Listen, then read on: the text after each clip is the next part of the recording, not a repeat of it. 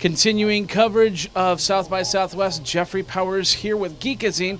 We're here with Howard Greenstein from Domainskate, which is a very interesting system for a lot of you that are getting domains that are starting to start their businesses. Tell us a little bit about what it's all about. Thanks, Jeffrey. Domainskate is identity theft protection for your business. And what that really means is there are over 530 domains that have come out this year. Everything from .nyc and .berlin to .club, .hotel, a bunch of new things that are joining .com on the internet. And that's a great thing. There's a lot of opportunity for branding, but there's also some negative things. We're seeing a huge amount of domain thefts. People take mistypes. They take your business name and cyber squat on it and want money for it. They are putting up fake sites and stealing your customers' credit cards. They're using AdWords or other kinds of tricks to steal your SEO and make your site less effective. And the scale is outstanding. So there are software tools that help the largest companies in the world do the protection, and now we want to bring it to the small and mid-sized companies.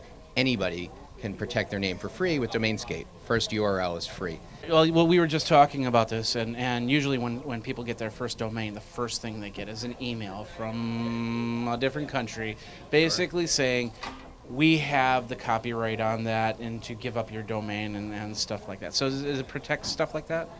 That's usually a scam. You don't necessarily need to do that in another country.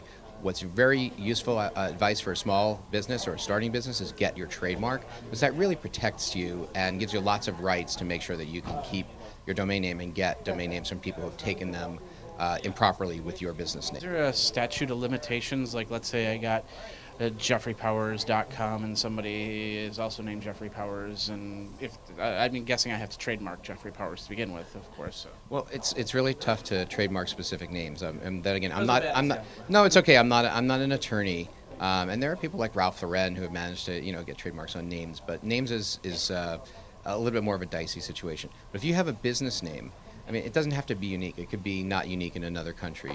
And at that point, it's who gets it first and if they're using it for the stated business purpose. But if someone's clearly taking your name in an infringement, they're trying to confuse people, they're trying to sell it back to you, they're trying to steal your customers, that's clearly a violation. And there are ways of getting those names back.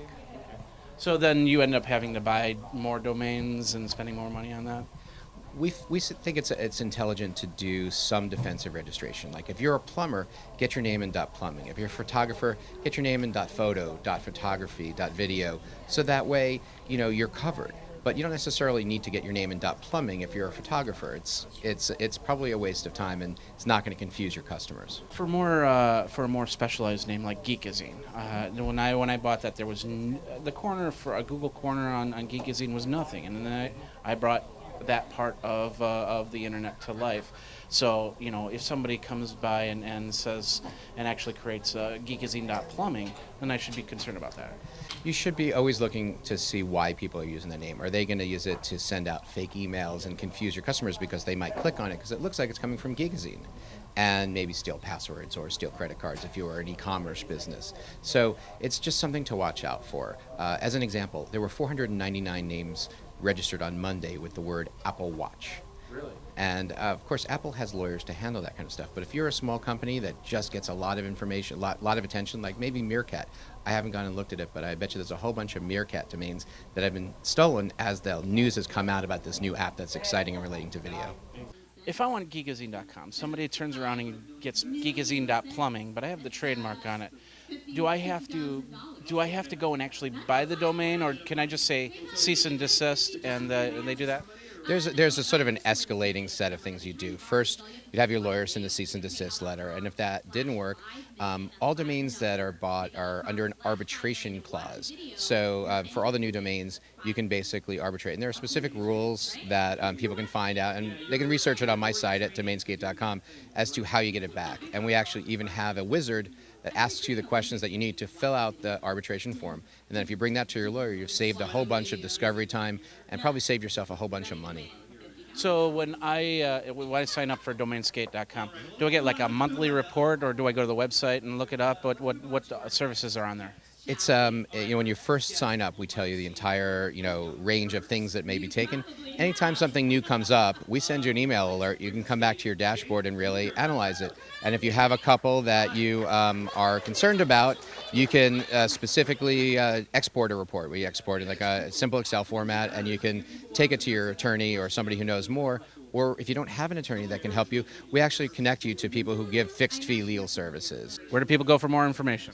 Please come see me at Domainskate.com. If you have a question, hit the little support button on the side and we'll get right back to you. And what's the basic support plan? The first domain is free.